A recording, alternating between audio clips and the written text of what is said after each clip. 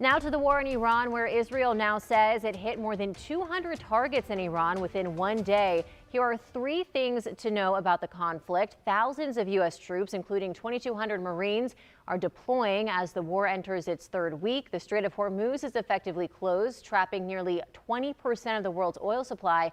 It's something that's forcing global fuel prices to climb. In response, the U.S. is releasing 172 million barrels from its reserves.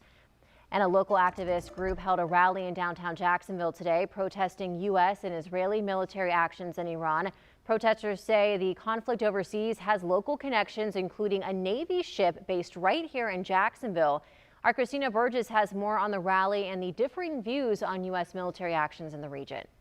Now, members of the Jacksonville-Palestine Solidarity Network say the rally was held to speak out against what they call escalating violence in the Middle East, while supporters of the military operation say it's necessary to protect U.S. interests and allies. We don't get it. Shut it down. Chants and signs reading "Hands Off Iran" filled the courtyard outside the federal courthouse in downtown Jacksonville Sunday afternoon.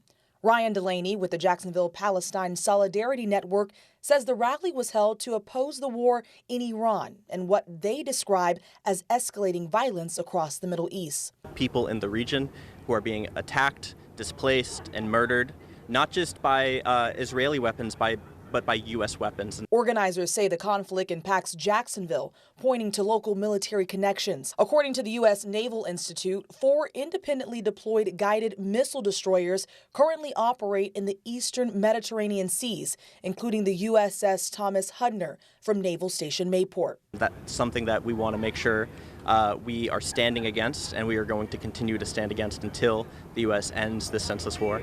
But not everyone agrees. The president of the Jacksonville Young Republicans Club, John Scott, says the group supports the military operations and U.S. leadership. We stand 100% behind the president, Secretary Hegseth, and the warfighters in the Operation Epic Fury. Scott says the operation is necessary to protect the U.S. and its allies. Not only does this protect our greatest ally in the Middle East, Israel, but this also protects the national security interests and the safety and security of the citizens of this country. Organizers with the Jacksonville-Palestine Solidarity Network say they plan to continue demonstrations as long as the conflict continues.